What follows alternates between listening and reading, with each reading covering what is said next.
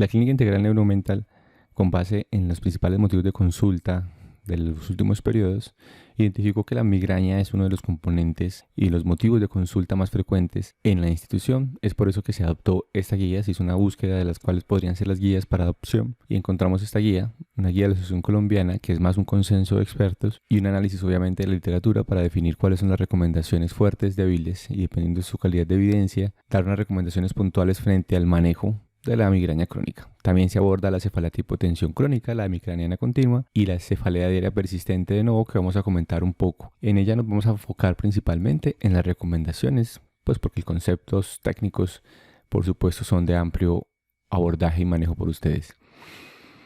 Hay unos principios generales para el abordaje terapéutico de los pacientes, y un componente que uno siempre ve en todas las guías de práctica clínica es el componente de educación, ¿sí? Y es apropiar mucho más al paciente de lo que está presentando, de los síntomas que está teniendo, saber identificarlos, cómo comprenderlos y finalmente cómo puede afectar su vida cotidiana y su vida diaria en el manejo de la enfermedad. Entonces el componente de educación uno lo ve transversalmente en todas las guías de práctica clínica y es, insisto, apropiar al paciente del conocimiento de su enfermedad para que tome decisiones correctas en su vida cotidiana frente a la enfermedad. Opciones no farmacológicas hablan un poco muy por encima sobre las terapias que se pueden utilizar no farmacológicas para el abordaje de migraña, la terapia cognitivo-conductual, el biofeedback y la relajación muscular progresiva, que son terapias que buscan más dar a entender al paciente cuáles son los motivos que están desencadenando las crisis y si hay de pronto un componente emocional que pueda ser intervenido y manejado desde el biofeedback y desde la terapia cognitivo-conductual, y la relajación muscular progresiva como parte de tratamiento no farmacológico frente a la migraña. Resaltan la importancia de evaluar los objetivos terapéuticos y no solamente enfocarse en la reducción del 50% de los días del dolor, sino también ser conscientes de la intensidad del dolor, de la mejoría de la calidad del paciente y la disminución del consumo de analgésicos y la frecuencia de la presentación de las mismas.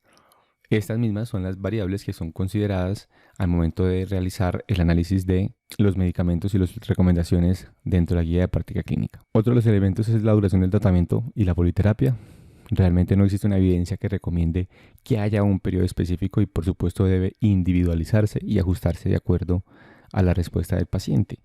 Así que dependerá, por supuesto, de cada quien.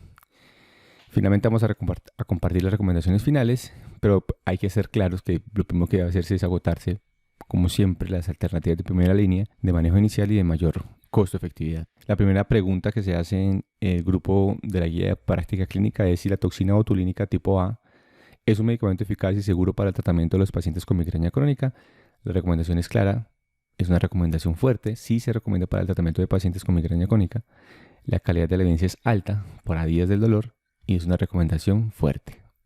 Aquí evidentemente hay muchos estudios, mucha evidencia y claramente hay una franca mejoría de los cuadros clínicos del dolor teniendo en cuenta los objetivos terapéuticos y por eso pasa a ser una recomendación fuerte. Por supuesto, evaluar siempre la costo-efectividad y evaluar siempre haberse agotado las principales terapias farmacológicas o no farmacológicas para el manejo de la migraña crónica. La siguiente pregunta que se hacen: ¿son los medicamentos bloqueadores de péptidos relacionados con el gen de calcitonina eficaces y seguros para el tratamiento del paciente con migraña crónica? Aquí existen tres grandes medicamentos que son como la nueva tendencia, pero por supuesto por su costo los anticuerpos monoclonales son mucho más costosos y el acceso será mucho más difícil, pero la recomendación y la evidencia claramente a favor de los estudios son recomendaciones fuertes para la eficacia en el tratamiento de migraña crónica. Está entonces el leronumab, el galcanezumab y el fremanezumab. Otra pregunta: ¿es topiramato un medicamento eficaz y seguro para el tratamiento de pacientes con migraña crónica? La recomendación final después de la evidencia: evidentemente la evidencia es baja porque no hay muchos estudios que puedan dar la comparación. Existen algunos estudios y no son concluyentes. Existen algunos estudios que van a favor de que sí es. Existen otros estudios a favor de que estadísticamente no hay una diferencia significativa versus placebo. Entonces es una calidad de evidencia baja y por supuesto una recomendación débil. ¿Qué otras opciones farmacológicas pueden considerarse como parte del tratamiento preventivo en pacientes con migraña crónica?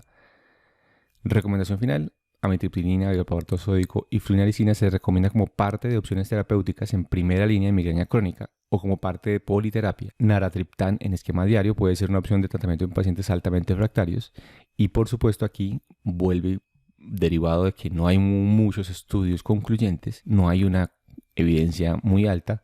es una recomendación finalmente de consenso por la práctica clínica del grupo desarrollador de la guía. Es decir, la evidencia científica no es lo suficiente para poder generar una recomendación, pero el grupo consenso finalmente sí opta por afirmar que esos medicamentos pueden ser utilizados para el manejo como migraña crónica en tratamiento preventivo. La quinta pregunta es: ¿prednisolona es eficaz en terapia de transición de migraña crónica y uso excesivo de analgésicos? Aquí la recomendación es: no se recomienda para el tratamiento en terapia puente de pacientes con migraña crónica y uso excesivo de analgésicos.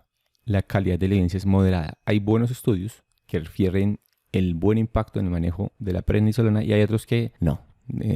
No es concluyente como tal la recomendación. Entonces, calidad de evidencia moderada para uso de rescate en cefalea, baja para días de cefalea leve o sin cefalea, y es una recomendación débil. Es decir, basada en la recomendación, deberíamos usarla para el uso de rescate en cefaleas. Y saliéndose un poco de la migraña, esas son las recomendaciones principales que hace la guía de práctica clínica o esta guía de la Asociación Colombiana para el manejo de la migraña. Empieza a hablar sobre otros componentes y habla sobre la cefalea tipo tensión crónica. ¿Qué medicamentos son eficaces y seguros en el tratamiento?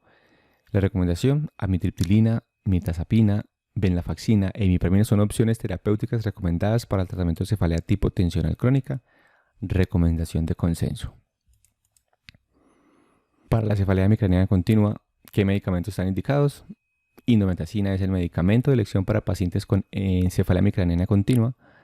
En casos de no eficacia o no tolerabilidad, se recomienda el uso de melatonina, celecoxib o topiramato en terapia de adición o de reemplazo. Nuevamente, recomendación de consenso. En cuanto a la cefalea diaria persistente, de nuevo, ¿qué opciones farmacológicas pueden haber? La recomendación final es: a pesar de la limitada evidencia, se recomienda el uso del gabapentin y o doxiciclina como la opción de tratamiento de cefalea diaria persistente. De nuevo, recomendación consenso.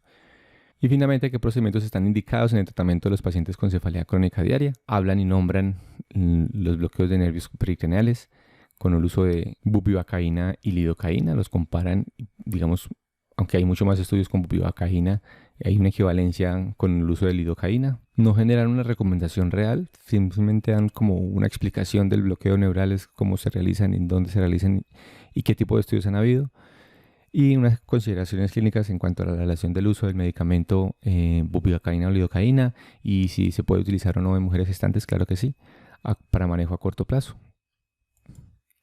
Pero no genera como tal una recomendación para su uso. No sé si es porque finalmente no se funciona como un tratamiento, sino como un controlador de la sensibilidad de los nervios, pero finalmente no generan una recomendación dentro de la guía y simplemente lo dejan a consideración para manejo dentro de las alternativas de tratamiento para la cefalea crónica y la migraña. Eso es todo. La idea pues no era, por supuesto, profundizar en cada uno de los conceptos de la migraña, porque ampliamente ustedes los conocen, sino traer un poco a colación las recomendaciones que este consenso ha sacado frente a la cefalea migraña crónica.